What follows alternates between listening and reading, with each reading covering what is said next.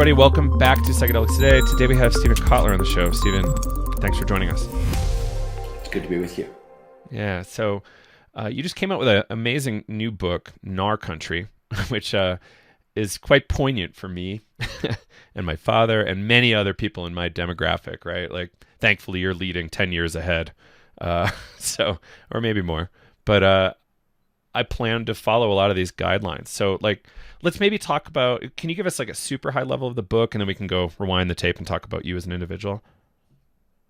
Absolutely. Cool. So Gnar Country is a book about peak performance aging. And let me just, because I'm going to use these terms a bunch today, I'm sure. Let me just define peak performance and peak performance aging for you right up the bat.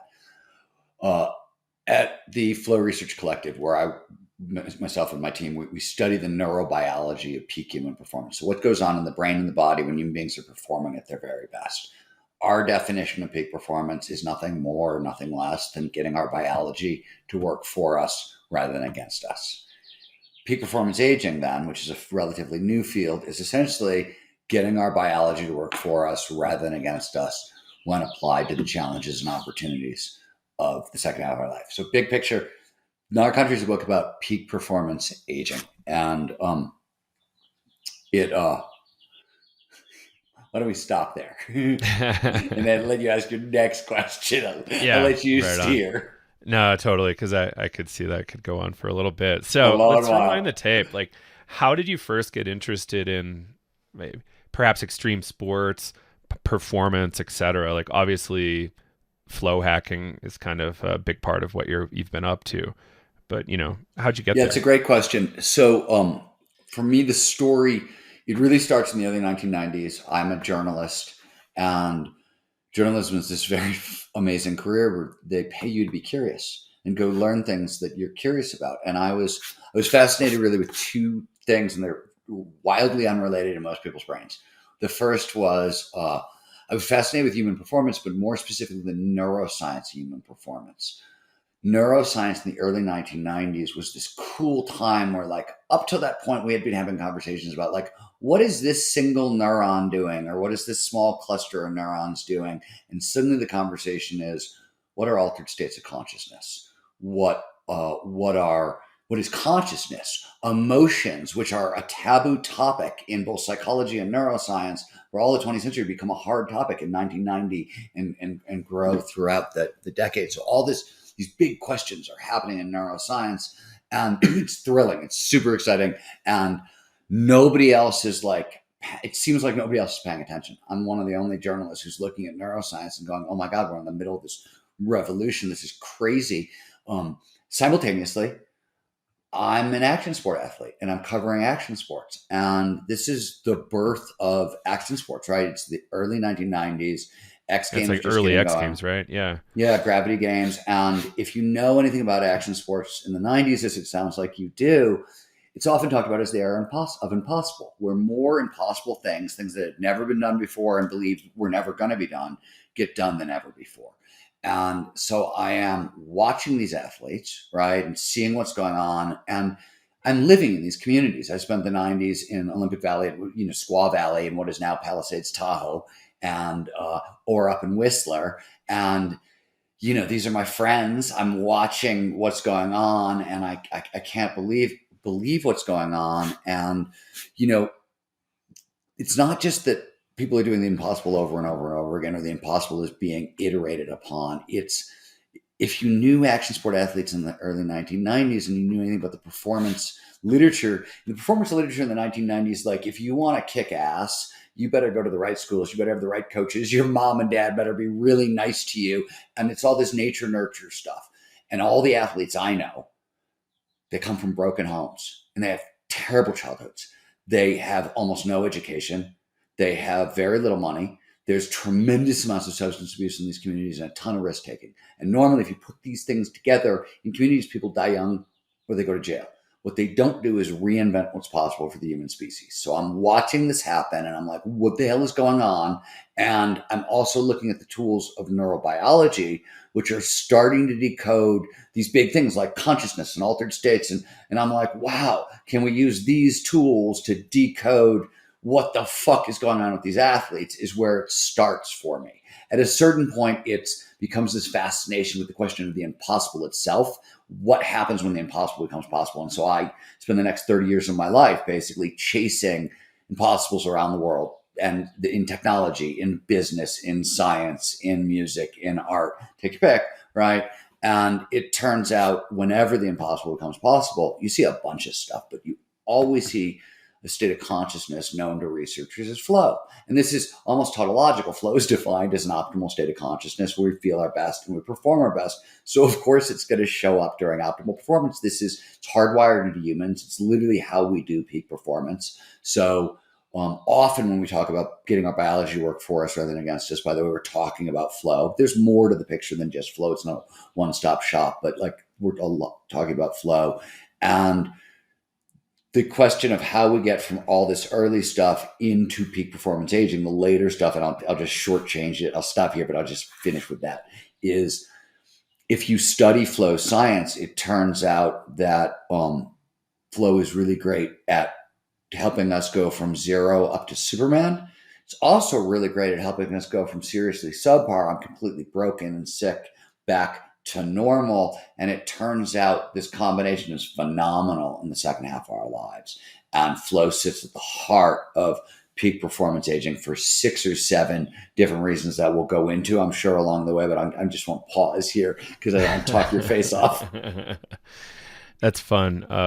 Yeah, there's a book that I love called When the Impossible Happens by Stan Groff.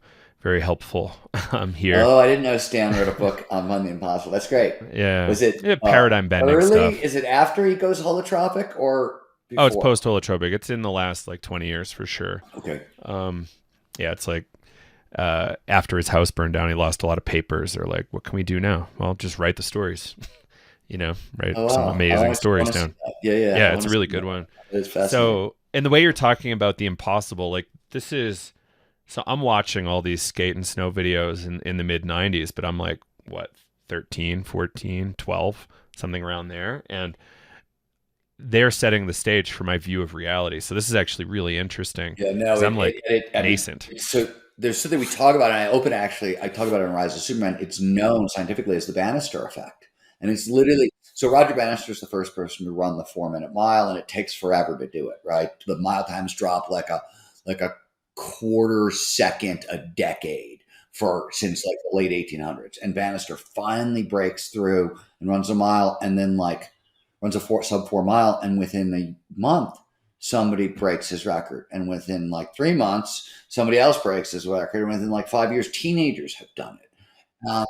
So the question is what is it about doing the impossible? Something makes the impossible a whole lot more possible, right? And it's the Bannister effect, and it's just a really tight coupling between brain and body and what we believe is possible and what actually is possible. And we understand how it really works almost mechanistically at this point, but it's the Bannister effect. And that's, there's a whole generation of athletes, and you look at like the people who are growing up today, the baseline for what is normal is, I look at skiing and skiing because nobody was snowboarding when I was a kid. And when if you could do a 360 in the 70s and 80s, like that was it. Like that was the hottest shit. That's it. Right now, it's literally it's the entry point to park skiing, right? You can't even get in the door as a 5-year-old without that trick, which is, crazy. So I liked in your book how you kind of had to set the stage, like why the fuck skiing? Like why skiing? And so many people have based their whole lives around it in the last bunch of decades, right? And more because flow is easier and easier, right? But like why skiing? If you wouldn't mind just repeating that from the book, and people should definitely read the book. So let me give people a little more context about what the book is about. Yeah, awesome. First, and then I'll tell you why skiing, because it's got it's got a cool answer. So the first thing you need to know is, so over the past, I have been in and involved in peak performance aging from tons of different angles, whether it's regenerative medicine, longevity science, through flow science, through et cetera, for almost 20 years now. And what has happened over the past 20 years is the standard theory about aging, which dominated the 20th century, which is you and I were raised with. It's the long, slow rot theory. It's the idea that all of our mental skills, all our physical skills, they decline over time. There's nothing we can do to stop the slide, right? And most people, most adults at this point believe some, if not all of that, because it was so dominant for so long. We can talk about where it came from and why, but it doesn't matter. And it was very well researched up till like 1995. And then the research slowly starts getting overturned. And what we realize by today is that everything we used to think was a use it or lose it skill, we used to think falls off the map, right? And declines over time. There's nothing we do. We now know is a use it or lose it skill. So this is cognitive and physical. And most of this work, not all of it, but most of this work had been done in a lab. This is what we learned, there's been a couple of forays into the wild, right? Dan Buettner did it with his blue zones, and then Ellen Langer at Harvard has done some other work in the wild. But what nobody's really done is put all this stuff together, use it to create I used it to create a very sharp learning theory and then set out to test it. And I tested it by trying to teach myself how to park ski at age 53. And park skiing, which is crazy, hinted at, is you think it's crazy, right? So there's 11 different biological reasons, right, where it's basically like you can't learn this over the age of 25 or 30. And once you get to 40, 45, that's impossible. It becomes a standard response. And once you get to my age, 50, your response is what I hear. You're fucking crazy. You're out of your mind. This is insanity, right? But I love it. And so, and when I set out to do it for reasons that we can talk about later, I really thought if it takes me 5 years, fantastic. I'm going to be 60 years old and I can park ski and that'll be freaking punk rock and cool. And I'm for it. And using the learning protocol I developed, so the way I measured progress is I made a list of 20 tricks. That was basically zero. I had no skills. I'd never done a trick in a terrain park in my life to intermediate. These are the standard list of tricks that an intermediate park skier can do. And as anybody who's ever tried to learn an action sport knows, once you get to an intermediate, it becomes a lot less dangerous. A lot of the stupid stuff starts so that you don't just fall over for random reasons, which you do until you get to intermediate. And so a lot of that stuff goes away. And if you take risks, you can take better, more calculated risks. So that was my goal. Get me to intermediate where it can be a little safer. And I thought 5 years. It took a season. Holy crap. My ski partner, who's 20 years younger than me, I had never been in a terrain park before. He was a former sponsored rider who had gotten injured, left the sport, had a family, had a career, came back with me, and he used the same protocol and made more progress than he'd actually made even when he was a sponsored rider doing this professionally. And we both went, oh my God, this is amazing, but this is just the coolest pilot study anybody's ever run. This isn't really data. This is just like Stephen and Ryan's crazy adventure with a bunch of these ideas. So the next year we came back with 17 older adults, ages 30 to 70. And most of them, I was an expert skier. I just never been in a terrain park. These were intermediate snowboarders and skiers. And in 4 days on the mountain, we got them dangerous in a terrain park using the same protocol. And we've since stripped action sports out and tested it with like 300 other people in a different way. We can talk about that later. But my point is, the story of these experiments, that's what told in the book. Really, my first one and my ski partner's experiment, that's really what the book focuses on.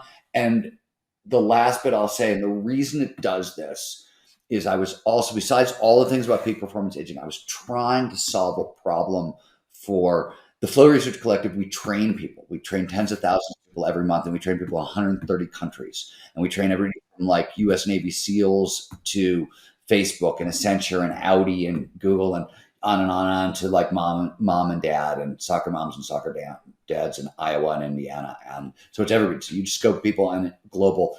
And so I get to see these patterns over and over and over again. And one of the patterns that we keep seeing is it is really hard to explain from a stage applied peak performance. What do these tools look like on a day-to-day basis is an impossible thing to try to tell people.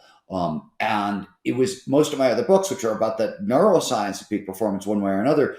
If I were to put in the applied stuff, they would have doubled or tripled in length, and nobody would have wanted to read them, and they would have been boring to read and write. You know what I mean? So I was like, okay, let me also write about applied peak performance, because there's the only way I can go A to B with this is to take everything I know about flow science and peak performance and see if I can use it to accomplish this so-called impossible task. And so that's what the book is. And yes, I was obviously very successful. I went 0 to 60, as I said, in a single season, right? It was the fastest I've ever actually learned anything. And I should point out to people as a final caveat, I'm a bad athlete. Literally, I've spent my life around great athletes. I know what that looks like. I'm a bad athlete. I've also broken tons of bones. So I've got a broken body. And I write a lot of books and I run a big company. I have a busy schedule. So I'm a bad athlete and a broken body with a busy schedule. So I came in with no natural advantages here. I just want people to know that. I love that. Yeah, right. Like this is part of it. It's I've had so many fucking injuries and like everything from concrete to snow to rocks, right? It's plenty of ways to get hurt out there, but for whatever reason there's a draw to get back to it. And the line from the book was, it's the best I ever feel. It's the best I can feel and have found myself It's to be able to feel. that's a really, for a lot of action sport athletes, it's a really wild and important realization. And it's hard. Like, we've got lives, we've got kids and wives and husbands and spouse. Like, we've got a lot of other stuff that we are told has to be more important. But in fact, no, no, no. When I'm doing this thing and I feel most alive, that is the best I get to feel on this planet. And I think something about coming clean with that as a starting point. We do this with clients in the class in the peak performance aging training. We should make a list of your top 10 favorite feelings. Because first of all, Yeah. one, why would you waste any time on like 11 through 27?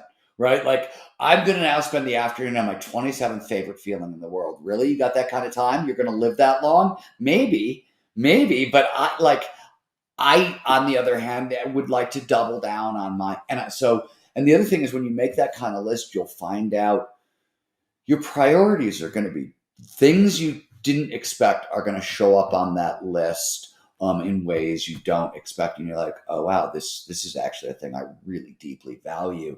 And it's sort of right. So you get a really interesting look and perspective at yourself. And I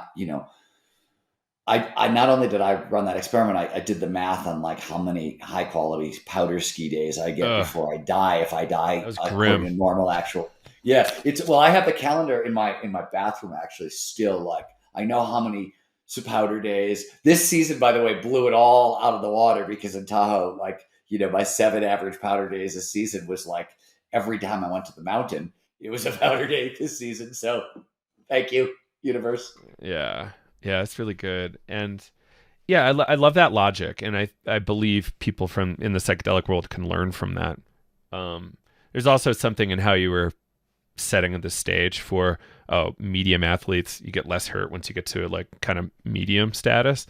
I feel the same way And we about also drugs. figured out a formula that allows anybody to onboard into these difficult sports. And I want to just stop and say Yeah. there's a bunch of reasons for this. So let's just I want to so ski. You asked why skiing. So I gave you, and there's two other answers that you need to know. One is, I have unfinished business in skiing, right? There's a very personal narrative story told throughout the adventure and the science on the applied peak performance in Gnar Country.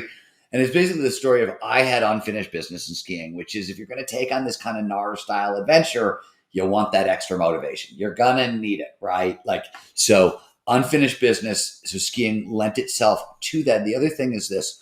So I talked about all those use it or lose it skills, right? On the physical side, it's strength, stamina, agility, flexibility, and balance. And the World Health Organization has exact prescriptions for, if you want regular healthy aging, train this much. If you want peak performance aging, here's what you do. And it's 150 to 300 minutes of vigorous aerobic activity, moderate to vigorous aerobic activity a week, 2 strength training days, 3 balance, agility, and flexibility days. Or you can find a single activity that is a dynamic activity. A dynamic means it involves strength, stamina, blah, blah, blah. And you can do that. And the more dynamic activity, the better. Skiing, it turns out, is one of the best ones. So let's just talk about a little bit this stuff because the research is wild. One, they did a study at the Mayo Clinic. They wanted to know sort of like which activities give you the most healthy longevity, right? So they took 20 years of one of these giant longevity studies. They took 20 years of data and they looked. And what they found is that you can join a health club. It's going to extend your life by about a year and a half on average. You can start swimming. You'll get I think it's 3.1 or 3.6. Jogging and swimming are 3.1 and 3.6, right? Then it gets interesting. Turns out soccer will add about 6 years to your life. Badminton, 7. Tennis, 9. Skiing, snowboarding, and most action sports, 10. And a lot of it is because dynamic motion does a lot of amazing things for you. One, it trains up all the aspects of use it or lose it skills that decline over time. It tends to emphasize leg strength, and leg strength is the single most important correlate. This is wild, but for both preserving mental function and physical function. We can talk about why, but I'm just talking about action sports for a second. They build up leg strength. They train all 5 of these use it or lose it skills that you need to train over time. And here's the big deal. So if you want to preserve your brain, I'm going to use a couple big words here. You want angiogenesis, which is the birth of new blood vessels because they'll feed neurons, right? Energy.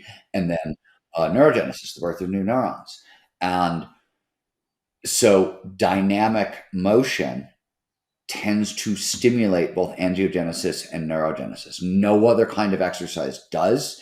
And it's really when you coordinate strength and balance and agility. When you're doing like you bump skiing, for example, right? That is very much this sort of thing. And so you're really helping the brain. On top of which, action sports, as we started out talking about, super crazy flowy for a bunch of reasons, and flow is critical to peak performance aging. So it turns out that action sports, the very thing that we're told to like put away, stop doing over time, they're incredible for longevity. And by the way, you're going to laugh. What are the 3 longest lived counties in America? Do you know? No, that's a great question. At Park City or something? Summit County, Pitkin County, and Eagle County. Oh, It's all Colorado, and that's wow. Vail, Aspen, Beaver Creek, A Basin, right? It's the I-70 corridor among other things. Yeah. This is the point. Like when you take this stuff into the wild, you get 10 extra years of longevity, longer than any other sport that the Mayo Clinic studied. And the other thing is this. So I will It's mind define blowing. performance aging for you in a sentence in a second. But another big component is if you engage in dynamic activities, great. If you engage in dynamic activities that take place in novel outdoor environments, so much better. Couple of reasons. So I think action sports are dynamic activities in novel outdoor environments. So what's the big deal about a novel outdoor environment? There's 2. So there are 9 known causes of aging. All of them have one thing in common, which is stress and inflammation. And that's the commonality. So anything that fights stress and fights inflammation is an anti-aging technology. So we know, this is going back 20 years, a 20-minute walk in the woods outperforms most SSRIs for anti-anxiety. It stimulates serotonin. It calms us down. It stimulates soft fascination or the parasympathetic activation, to use the modern term. So really, really great for us. Simultaneously, novel outdoor environments are flow triggers. They're packed with flow triggers. They tend to drive us into flow. So that's an additional bonus. But here's the real important thing. Neurogenesis in the adult brain takes place primarily in a structure known as the hippocampus. What does the hippocampus do? It does memory, long-term memory storage, or short-term, long-term memory storage, and location.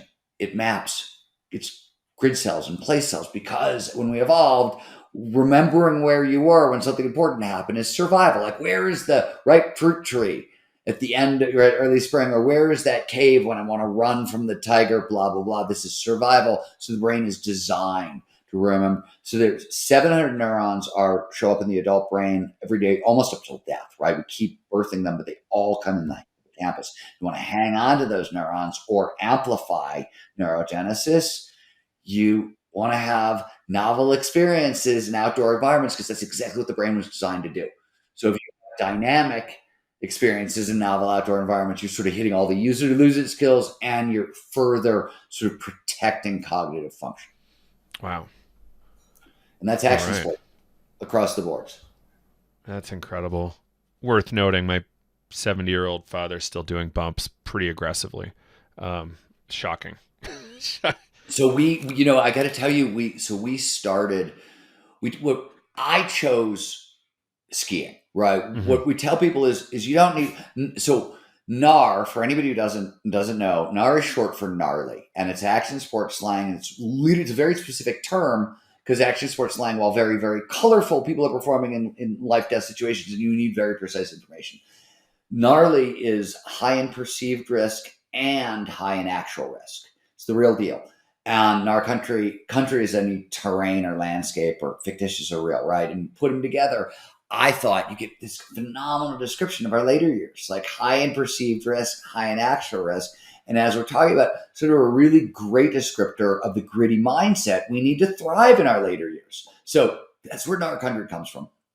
We discovered that people, all right. So let me back into this. Can I give you one more peak performance aging fact that Please. is helpful? Yeah. All right. People often want to say, they come to me, where do I start? Where do you begin with? And the place you got to begin is mindset. So the mind body connection gets tighter and tighter and tighter over time, and it plays a significant role in aging and peak performance aging. And mindset is the greatest example. So we've got 50 years of data. Ellen Langer at Harvard started this back in the 70s. It's been carried forward by dozens of people. A positive mindset towards aging. I am thrilled with the second half of my life. My best days are ahead of me. Translates to an additional 8 years of healthy longevity. It's wild. This means, check it out, you could be morbidly obese and have a shitty mindset towards aging. Change your mindset. You'll live longer. Don't Incredible. lose weight. Change your mindset. It's more important. In fact, changing your mindset is more important than quitting smoking for healthy longevity. And we understand the inverse. Becca Levy at Yale figured out that people who have a negative mindset towards aging and or are exposed to ageism, which is the most common stereotype in the world, by the time they get to age 60, will exhibit, for one example, 30% greater memory decline than those with a positive mindset towards aging and not exposed to ageist views.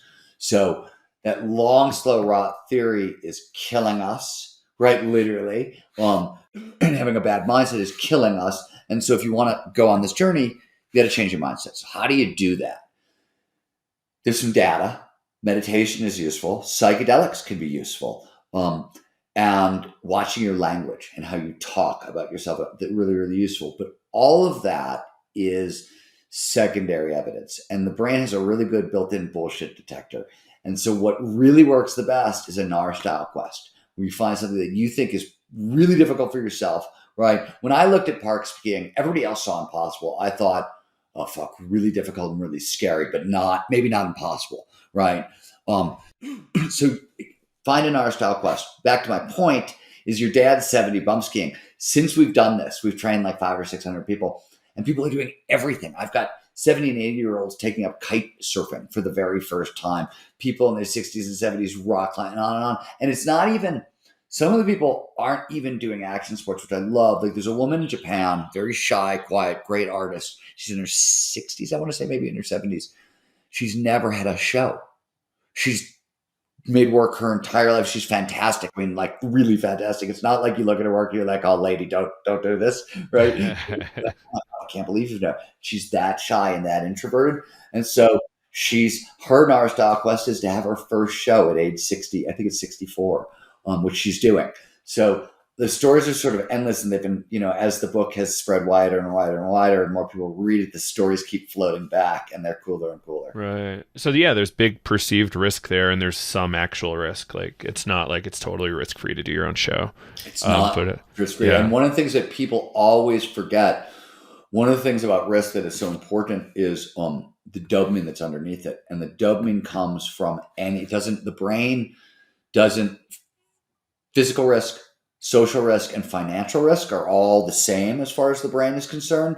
And creative risk, spiritual risk, et cetera, et cetera, et cetera. All these things give us the neurobiological reaction you want. So yeah, What you want is the neurobiology. How you get it, you can vary it a lot. That's interesting. So I could see like there's from the psychedelic angle, there are plenty of angles here too. Like obviously there's some actual risk, there's some perceived risk for sure.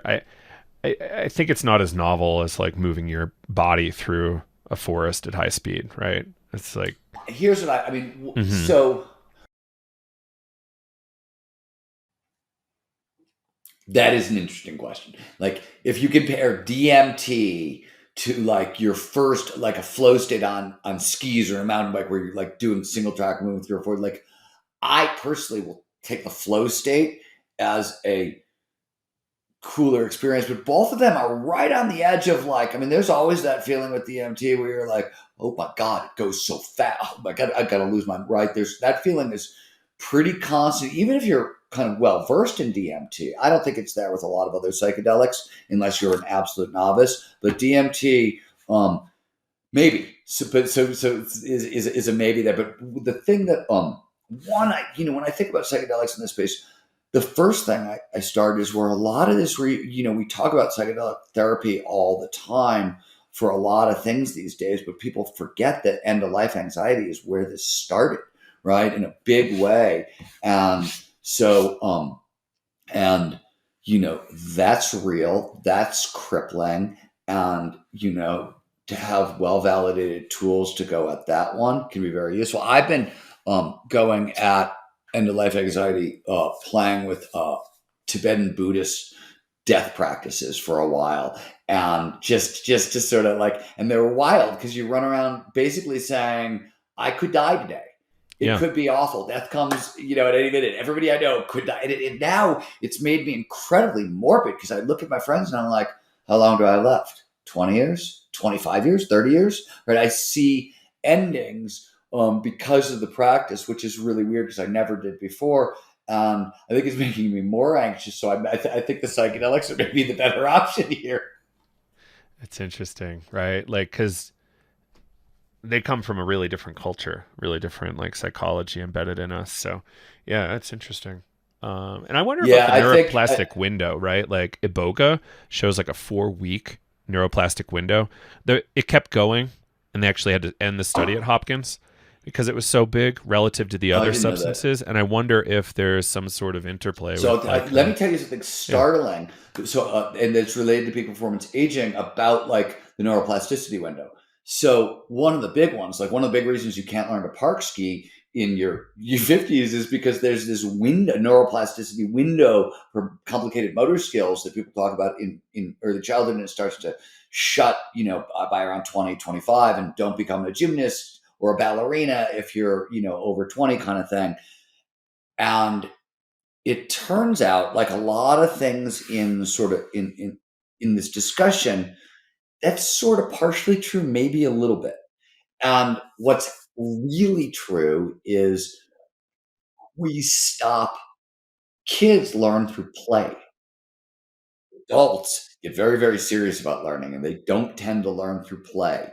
And so a lot of that neurodynamic neuroplasticity window that we associate childhood, it turns out it's actually play related.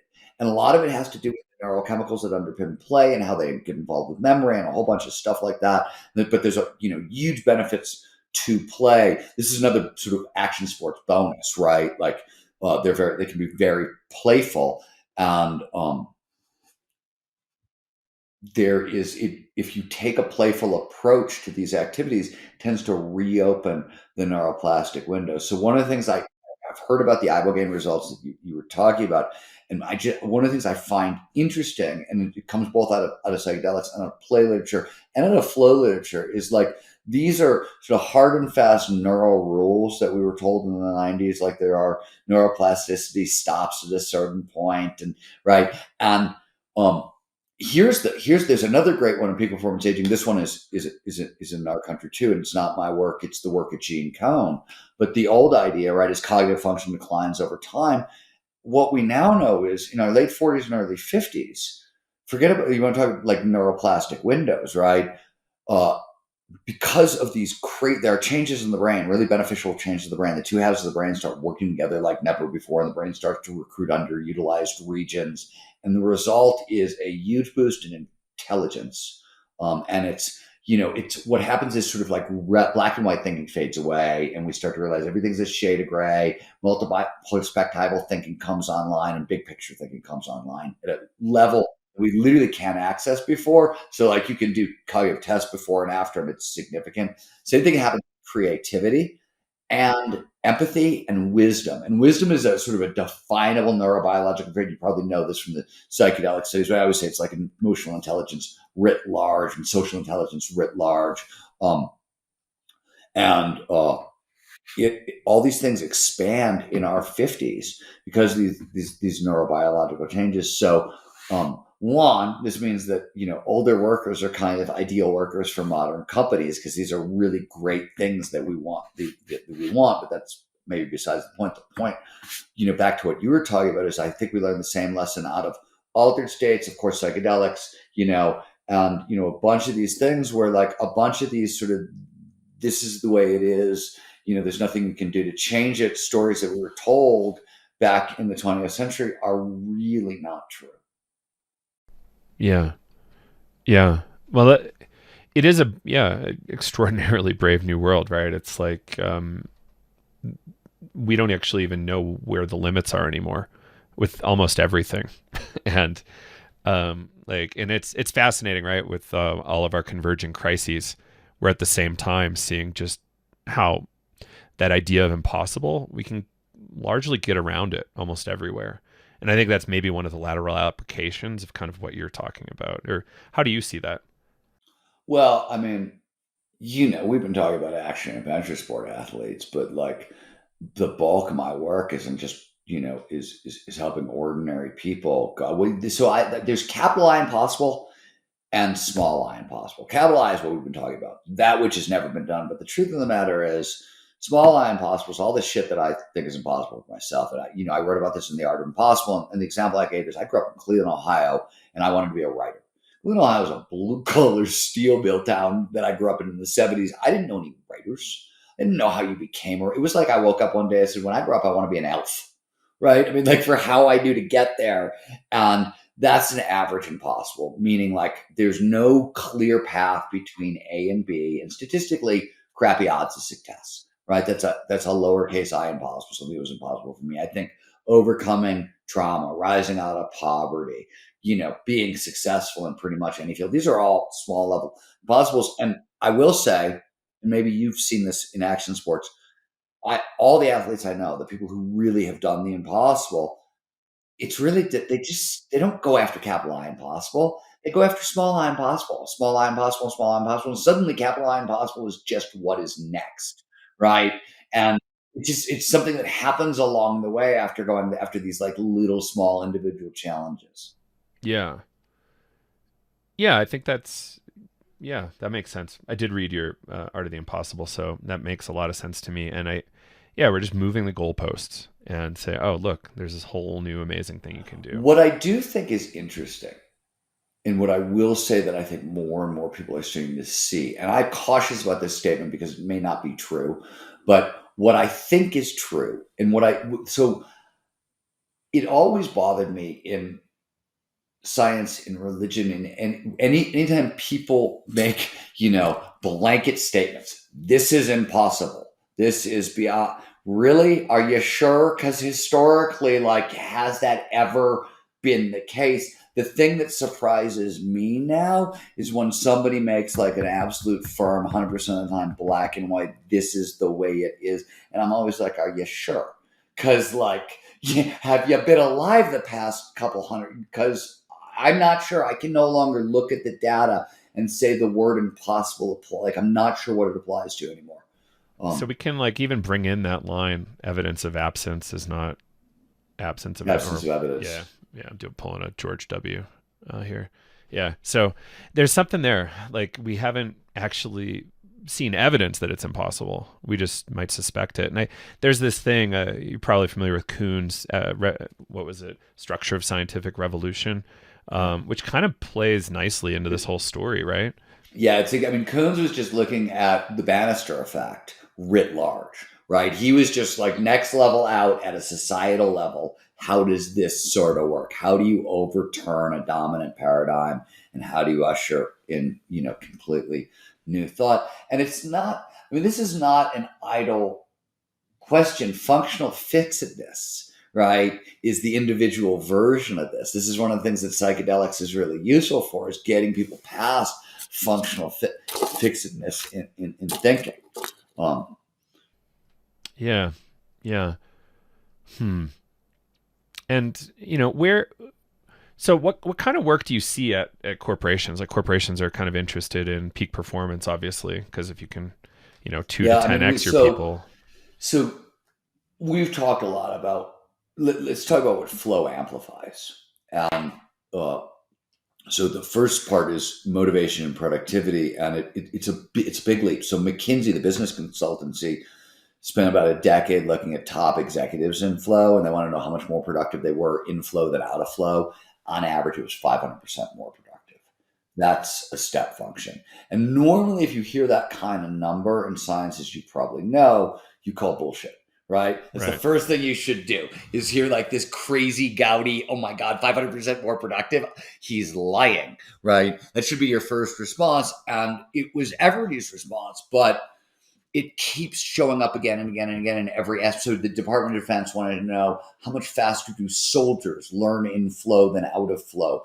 240 to 500% faster than normal. How much is creativity and innovation jacked up above normal in work that we did at FRC, that they was done at Harvard and at the University of Sydney? It's 400 to 700% above normal. And this is even when you break creativity down into smaller subunits of what really is, and you measure it that way.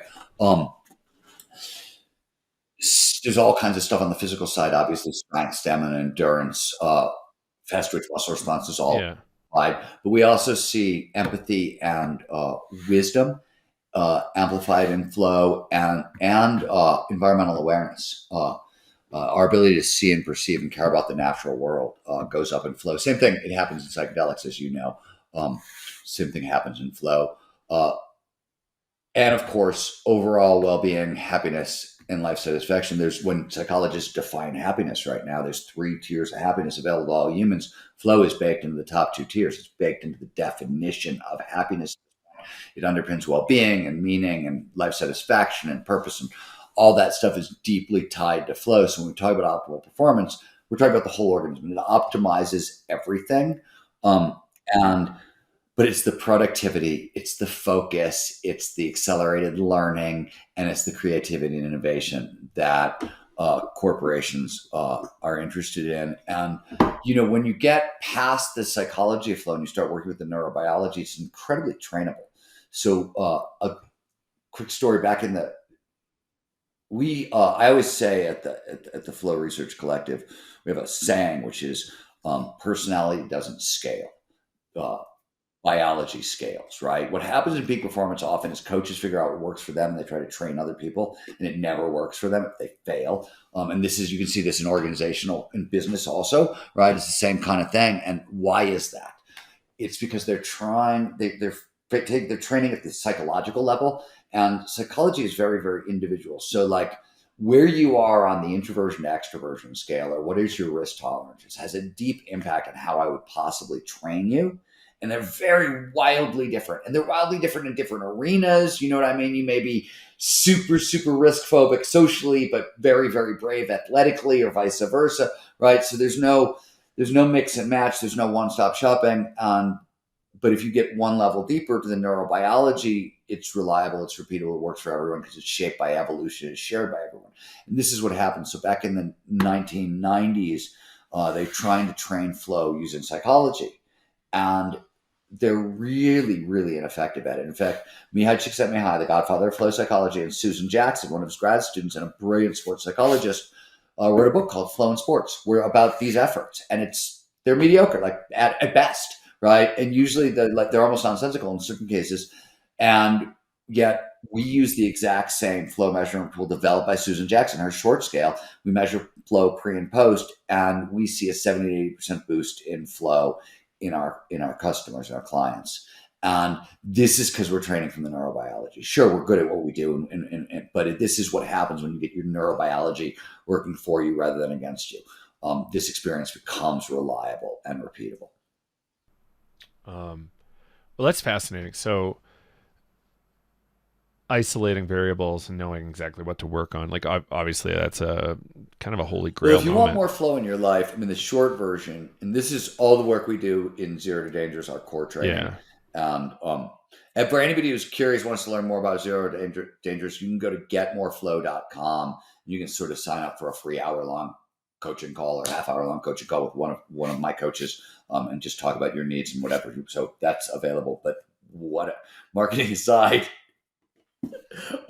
what we do, flow states have triggers, preconditions that lead to more flow. These are your toolkits. There's 27 of them that we've discovered. There's also a flow cycle. It's the four-stage process of flow. So if you know where you are in the cycle, you know what to do to get to the next stage, right? You can keep rebooting it in the triggers. This is your toolkit. So what do we do in Zero to Dangerous, or what can anybody do? Study the flow triggers, remove the standard flow blockers, and understand flow is not a binary. You're not in the zone or out of the zone. It's a four-stage cycle with different kind of changes in the brain and the body each stage in the cycle. This just feels like a obnoxious but fun question for me. Like, do you see skate athletes using this too, like concrete people? Oh my God. I think you saw skate folks show up first because is there anything more painful? I don't know of an action sport that is more consistently painful. I've broken my arm, I've broken my back, skating. Like concrete is nasty. And so how not to fall, right? And the other thing flow does is it amplifies grit and resilience. So how to get back up again after you fall. This falling is part of skating, right? Um, was really important. So skaters were really good at hacking flow and figuring this stuff out long before a lot of other people, by design, by necessity. Um, and that was one of the other reasons I loved action sports as a population, is you couldn't really do this stuff at a high level without flow. It literally doesn't work. And at the level that we were seeing back in the 90s, like you before the neurobiology of flow came along, and this is, and in fact, we just published a paper 4 months ago in Neuroscience and Biobehavior Reviews on what happens in the brain as we transition into a flow state. And it looks at everything we know about the neurobiology and identifies like 3 or 4 new neuromarkers that seem to show up with flow. That's sort of where we are, now. But going back 20 years, we didn't have sort of any of that knowledge. I can't remember why I started to tell you this. I got sideways. What did you ask me? We were talking Sorry. about concrete athletes, so Oh, like skating. Yeah, skateboarding. yeah. Yeah. So my point to you on all the kind of fancy neurobiology is when you decode it and you look at like what triggers flow. So many of the things are built into skating and have really been for a long time. It's there in other action sports, but skating, it's really there, and I think it's a survival mechanism.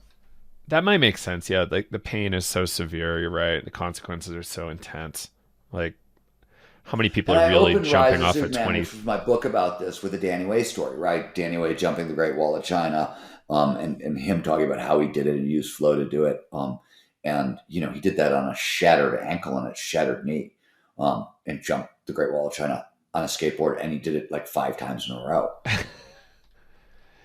Yeah, that's one of the things. Like, things become a lot less complex. Like, I've done some stuff that's really not wise with an injury, and with total confidence. I'm like, if I screw this Rocket up, Air like, with a broken MCL. right? I'm like, this is insane, and I still do it because I just, I know I'm going to feel amazing for doing it, and the whole process is going to feel amazing once you get through the fear of like a big Once you step. get through the fear. Yeah. Um, well, that's interesting. So where do you think a lot of this flow work might go in the future? Well, I mean, I could give you a million answers, but let me give you one that I think is most relevant to your listeners, because I think this is true. And this is, I mean, Rick Doblin at MAPS and I have been discussing this for a really, really long time. I've written articles about this, but it is very clear, and this is clear from a both therapeutic, how do you heal the broken point of view, and a superhuman, how do you take average folks and build them up to Superman. I think it's true on both sides of the equation that the most powerful therapies are going to be combinatory altered state therapies, and so we do a lot of this work.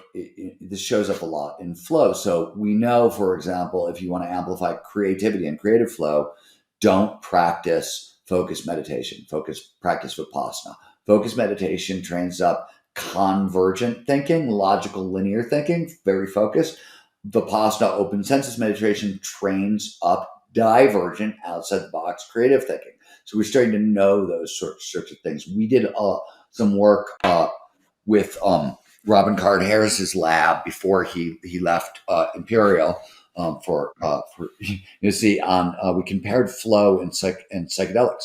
We wanted to know how do the flow triggers overlap with set and setting, and when are flow states more useful than psychedelics, and when are psychedelics more useful than blah blah. So we did a lot of this work, and what everybody knows is that if you go in for PTSD or fear of death anxiety, or you want to bet a performance, it doesn't matter. The most important thing is going to be combinatory therapies, this altered state, this way, at this time, et cetera, et cetera, et cetera. So one of the cool things is because that is so unbelievably complicated and individual, it's probably going to be a human plus AI problem in terms of how do you design the therapies for the individual. I think that's going to be a problem that's really going to benefit from AI, first of all.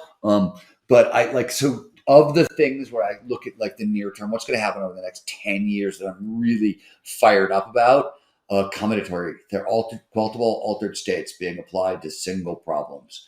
And I mean, this isn't new, right? Like I wrote an article for Playboy years ago called The Psychedelic Renaissance, where a woman who was dying of cancer was being treated with multiple psychedelics, right? They were using marijuana, they were using MDMA, they were using psilocybin, I think acid, on and this is how most people play and experiment and work anyways.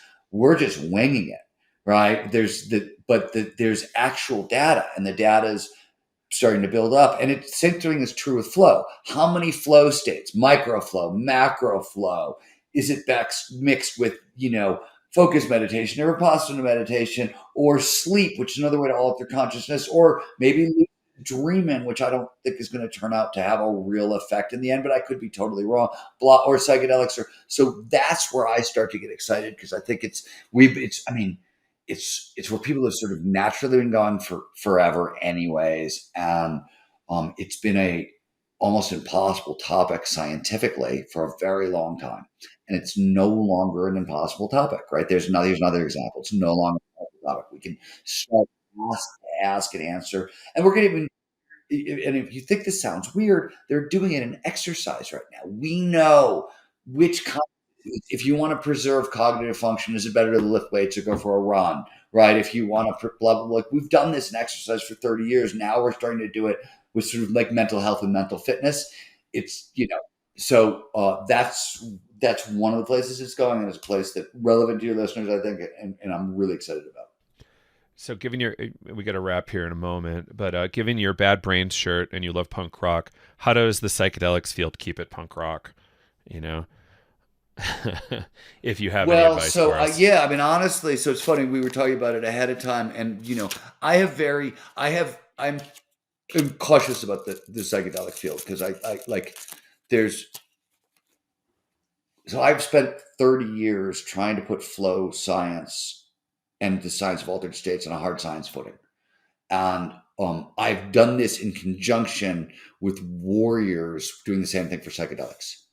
Right. So there's been a 30-year battle to put these topics on a hard science footing and to sort of try to take them back from the spiritual new age. And and it's not that those conversations are meaningless. Those conversations are very useful and very important. And science talking to spiritualists, important breakthroughs have happened that way. But like, there's so much airheaded thinking in and around psychedelics that I often think that, I always tell people, I'm like, look, you're just doing drugs, right? People are going down to Peru and they're doing Iowa, and I'm just like, you're doing drugs in the jungle. That's what you're doing. That's the punk rock approach to it. And by the way, I will flat out tell you, and as you probably have noticed, that like these are incredibly useful tools once in a while, and especially in the beginning. But when you're using them daily to try to go some like that's a different thing. That's just escapism, and that's not good for anybody. And so I think um the lesson from punk rock was, overindulgence, you're going to die young anyways, right? Like it's good. That's one lesson from punk rock is like, I mean, it's funny because I meet early action sport athletes and we're all old punk rockers now and action sport athletes. And the first thing any of us are greeting is, we were supposed to be dead by 30. And right. It wasn't like these were the same psychedelics. We were doing the same drugs that people are doing today. You know what I mean? Like, and today they're holy and nobody's talking about like that side of that. But like, I watched tons of people die and tons of people, go off the rails on a bunch of stuff. So like, I think there's good and bad lessons. I think I'd like to see more truth telling, and I'd like to see more sort of responsibility, sort of acknowledgement that like, with all this stuff, with flow, with psychedelics, like they just have to be treated with a level of measured respect. Because when it goes wrong really, really fast and really, really, and like it could go right thousand. And I know this from personal experience. It'll go right 1,000 times in a row, and then it'll go wrong once, and suddenly you're like, oh my god, I'm in a life-threatening situation on a psychedelic. How the fuck did I get here? And Yeah. suddenly it's at a level that you can't believe. And I think that happens to a lot of people in this community. And it's sort of like if you're learning to skydive, they tell you, hey, 1 out of 50 jumps, something's going to go wrong. It's just going to go wrong. With psychedelics, everybody talks about, oh yeah, you could have a bad trip. Okay. Or you could have a bad situation, which is actually what tends to go wrong, right? People don't listen to the set and setting rules, and the bad situation tends to arise a lot more. So all these things are like, I don't think they're lessons from punk rock any more than like cautionary tales from punk rock. Like we did it wrong too, right? Every generation does this wrong. These substances are sticky and tricky, and there's something wonderful there, and there's something to learn there, but they go sideways fast in weird directions. And so does flow with like the dark side of flow in action sports. You know what I mean? I like, how many dead friends do I have who just chase flow right off the edge of the world? Yes. Yes. I've had that too. It's creepy, but it's the reality of it, and we do it in spite of it. So I think that's like the grit, yeah, that is required. Yeah.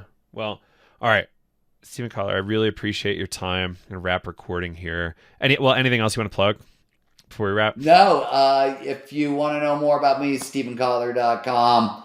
If you want to know more about the Flow Research Collective.com. And if you want to know more about Gnar Country, or we videotaped the entire experiment. So if you go to gnarcountry.com, you can see videos of the entire Gnar Country experiment, and all the stuff we did. And they're funny, by the way. The videos are very funny I because can't wait. you could make them any other way. But it's kind of cool. It's amazing to sort of see it. Now, I mean, it's amazing to see it one person, but then it's amazing to look at like, oh my God, those are like 30 people skiing through a terrain park, and none of them are supposed to be there according to society. I love that. Well, Stephen Kotler, thank you so much. Please keep it going, and can't wait for more from you. Thanks, Joseph. Appreciate you.